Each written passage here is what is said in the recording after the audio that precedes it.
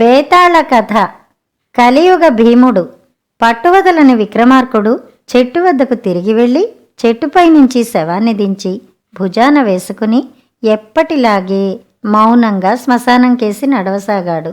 అప్పుడు శవంలోని బేతాళుడు, రాజా, నీలాగా దుర్ఘటమైన పనులు మీద వేసుకుని తాము కోరినది సాధించిన వారు కొందరున్నారు. కాని శశికేతుడిలాగా చేతికందిన ఫలితాన్ని కాలతన్నిన వారెవరూ లేరు.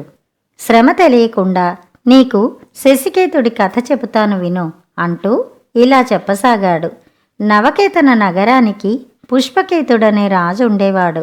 ఆయన ఎంత మంచివాడంటే ప్రజలు ఆయన కోసం ప్రాణాలు వదలటానికి సిద్ధంగా ఉండేవారు. అలాంటి పుష్పకేతుణ్ణి సంతానం లేని కొరత ఒకటి చాలా బాధించేది. ఈ బాధను ఆయన చాలా కాలం తన మనసులోనే అణుచుకుని చిట్ట చివరికి ఒక రోజున తన పురోహితుడితో చెప్పుకున్నాడు. రాజపురోహితుడు మహాజ్ఞాని.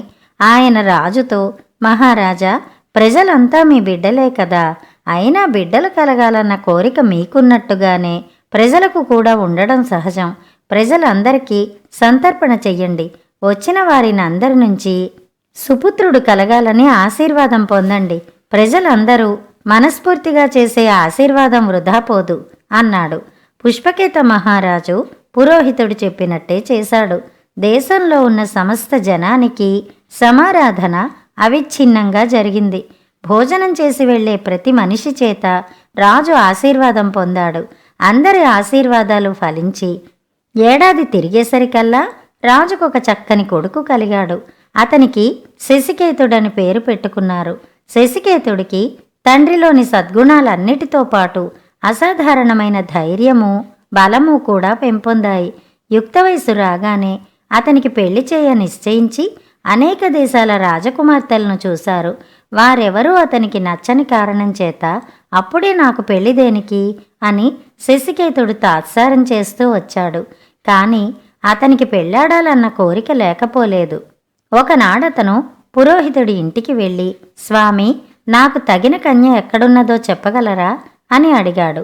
నాయన, రుద్రజటమనే దేశాన్ని పాలించే జితసేన మహారాజు కూతురు తప్ప నీకు భార్య కాదగిన కన్య మరొకటి లేదు అన్నాడు పురోహితుడు. ఈ మాట వింటూనే శశికేతుడు తన కత్తి మాత్రమే తీసుకుని గుర్రమెక్కి రుద్రజటానికి బయలుదేరాడు.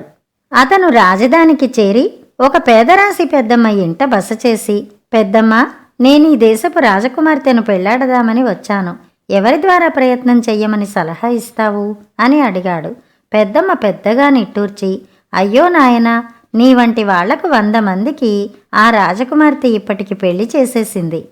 వాళ్ల తలలన్నీ కోటగుమ్మానికి తోరణంలాగా వేళ్లాడగట్టి ఉన్నాయి. నా సలహా అడిగేటట్టయితే వచ్చిన దారే మీ దేశానికి వెళ్ళిపో అన్నది. అదేమిటి, అలా ఎందుకు జరిగింది అని శశికేతుడు పెద్దమ్మని అడిగాడు.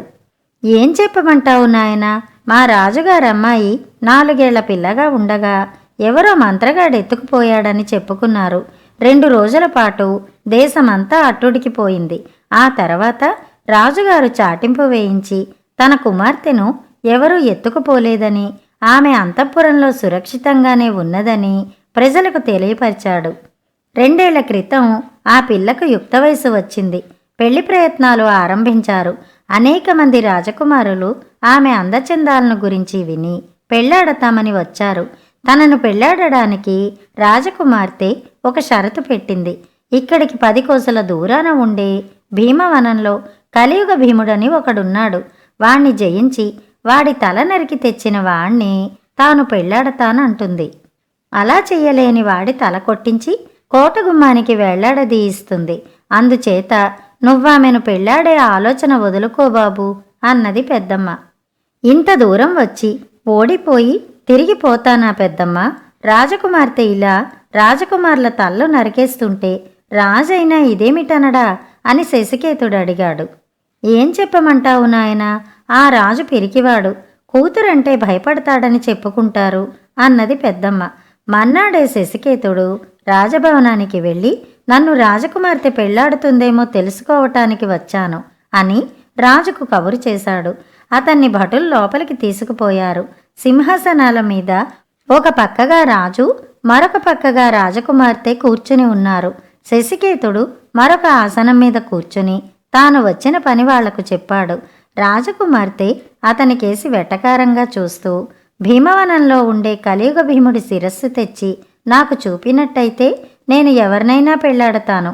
అందుకు ఒప్పుకుని వెళ్ళి కలియుగ భీముడి శిరస్సు తేలేకపోయిన వాడి శిరస్సు నరికి మా కోట గుమ్మానికి వెళ్లాడగట్టిస్తాను అన్నది. శశికేతుడు గట్టిగా నవ్వి, ఆ కలియుగ భీముడి శిరస్సు తేలేకపోతే నా దారిని నేను హాయిగా వెళ్ళిపోతాను గాని నా శిరస్సును మీ కోట గుమ్మానికి అలంకారంగా ఎందుకిస్తాను అన్నాడు. రాజకుమార్తె అతనికేసి చురచురా చూస్తూ, ఇక్కడికే తిరిగి వస్తావు, రాకుండా ఉండడం నీ చేతిలో ఉండదు, తెలిసిందా అన్నది. శశికేతుడు అక్కడి నుంచి బయలుదేరి తన గుర్రం మీద భీమవనానికి వెళ్ళాడు. భీమవనం చాలా అందమైనది. అందులోకి చాలా దూరం వెళ్ళాక ఒక ఇల్లు కనబడింది. అతను ఆ ఇంటి ముందుకు వెళ్ళి తలుపు తట్టేసరికి ఒక అమ్మాయి వచ్చి తలుపు తీసి శశికేతుడిని చూసి కొంచెం కంగారు పడి, ఎవరు మీరు? ఇక్కడ ఏం పని? వెంటనే వెళ్ళిపోండి అన్నది. శశికేతుడు ఆమె అందం చూసి క్షణంసేపు నిర్ఘాంతపోయాడు. నేనొక పని మీద వచ్చాను. కలియుగ భీముడు ఎక్కడ ఉంటాడో చెప్పగలవా అని అతను అడిగాడు. ఇదే ఆయన ఇల్లు. మీకు ఆయనతో ఏం పని అని ఆమె అడిగింది. ఆయనతో యుద్ధం చేసి ఆయన తల తీసుకుపోయి రాజకుమార్తెను పెళ్లాడతాను అన్నాడు శశికేతుడు. ఆయన్ను జయించడం ఎవరి తరమూ కాదు అన్నదామె.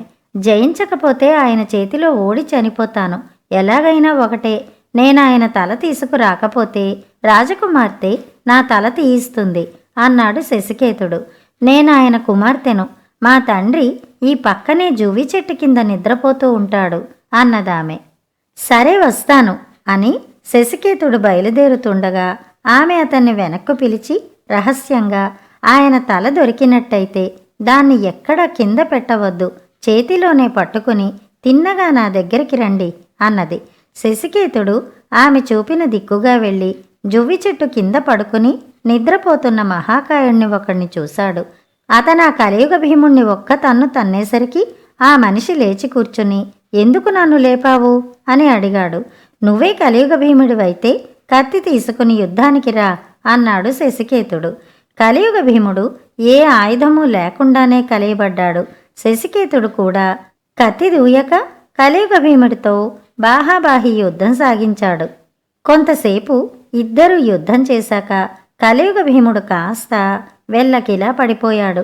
శశికేతుడు అతని రొమ్ము మీద కాలు పెట్టి నొక్కి, నీ తల నరికేస్తాను అన్నాడు. నరికెయ్యి, నిన్నెలా ఆపను అన్నాడు కలియుగ భీముడు. శశికేతుడు కత్తి దూసి ఒక్క వేటున కలియుగ భీముడి మెడ నరికి తల చేత పట్టుకుని బయలుదేరాడు. అతను కొద్ది అడుగులు వేశాడో లేదో కా కా అని భయంకరంగా అరుస్తూ 2-3 కాకులు అతని ముఖం మీదకి వచ్చాయి. వెంటనే శశికేతుడు కలియుగ భీముడి తలను జారవిడిచి తన చేతులు 2 ముఖానికి అడ్డం పెట్టుకున్నాడు. అతను చేతులు అడ్డం తీసి చూస్తే కాకులు లేవు, కలియుగ భీముడి తల లేదు. ఏమి చెయ్యాలో తోచక శశికేతుడు భీమవనంలో కొద్దిసేపు తిరిగి కలియుగ భీముడి ఇంటికి వెళ్ళి అతని కుమార్తెతో జరిగిందంతా చెప్పాడు. ఆమె నవ్వి, ఇంత పరాక్రమవంతుడివి, కాకులకు భయపడి నా సలహా మరిచావా? ఈసారి కలియుగ భీముడి తల నరికినప్పుడు దాన్ని వదలకుండా చేతపట్టుకుని నా దగ్గరికి రా అన్నది. శశికేతుడు మళ్ళీ జువ్వి చెట్టు కిందకి వెళ్ళేసరికి కలియుగ భీముడు ఏమీ జరగనట్టు నిద్రపోతున్నాడు. శశికేతుడు అతన్ని తన్ని లేపి అతనితో యుద్ధం చేసి పడతోసి మళ్ళీ తల నరికి చేత పట్టుకుని తిన్నగా కలియుగ భీముడి కూతురు దగ్గరికి వెళ్ళాడు. ఆమె అతని చేతిలో ఉండే తలను చూసి, ఇక నువ్వు చెయ్యవలసిందేమంటే ఈ తలను తీసుకుపోయి రాజకుమార్తెకు చూపించి ఇది కలియుగ భీముడి తలేనని అందరి ముందు ఆమె చేత ఒప్పించు. ఆమె దాన్ని తనకివ్వమంటుంది, కానీ ఇవ్వకు. ఆ తలను అప్పుడే నరికి ముక్కలు చేసి దహనం చేసేయి. ఆ తర్వాత నువ్వు రాజకుమార్తెను పెళ్లాడడానికి ఏ ఆటంకమూ ఉండదు. అంతకన్నా ముఖ్యమేమంటే ఈ రాజకుమారుల అకాల మరణాలను అరికట్టిన వాడివవుతావు అన్నది. నేను తిరిగి వస్తాను, నువ్విక్కడే ఉంటావు కదా అన్నాడు శశికేతుడు. తల ఊపి ఆమె లోపలికి వెళ్ళిపోయింది. శశికేతుడు కలియుగ భీముడి తలను పట్టుకుని గుర్రం మీద రాజధానికి చేరేసరికి రాత్రి పొద్దుపోయింది. చలికాలం కావటం చేత రాజభవనం ముందు కాపలా వాళ్ళు చలిమంట వేసుకుంటున్నారు. శశికేతుడు రాజభవనంలోకి వెళ్ళి రాజకుమార్తె కోసం కబురు చేశాడు. ఆమె వచ్చింది. ఇదిగో కలియుగ భీముడి తల తెచ్చాను, సరిగా చూసి గుర్తించు అన్నాడతను. రాజకుమార్తె తలకేసి చూసి, ఇది కలియుగ భీముడి తలే, నీ శపథం నిలబెట్టుకున్నావు, దాన్ని నాకిచ్చెయ్యి అన్నది. దాన్ని నీకివ్వాలన్న షరతేమీ లేదు అంటూ శశికేతుడు బయటికి నడిచాడు. దాన్ని నాకిచ్చెయ్యి, కోటగుమ్మానికి అలంకారంగా తగిలిస్తాను, నువ్వేం చేసుకుంటావు అంటూ రాజకుమార్తె అతని వెంటపడింది. శశికేతుడు తిన్నగా చలిమంట దగ్గరికి వచ్చి కత్తితో తల నుంచి చిన్న చిన్న ముక్కలు నరికి మంటలో వెయ్యసాగాడు. రాజకుమార్తె కెవ్వున అరచి అతని మీద కలయబడి కలియుగ భీముడి తలను బలవంతాన లాక్కోబోయింది. అతను తలను దూరంగా ఎడంచేత పట్టుకుని కుడి చేతిలో ఉన్న కత్తిని బలంగా విసిరి రాజకుమార్తెను రెండుగా నరికాడు. తర్వాత అతను కలియుగ భీముడి తలను పూర్తిగా అగ్నిప్రీతి చేసి గుర్రమెక్కి తిరిగి భీమవనానికి వెళ్ళాడు. కలియుగ భీముడి కుమార్తె అతన్ని తిరిగి చూసి ఆనంద బాష్పాలు రాల్చింది.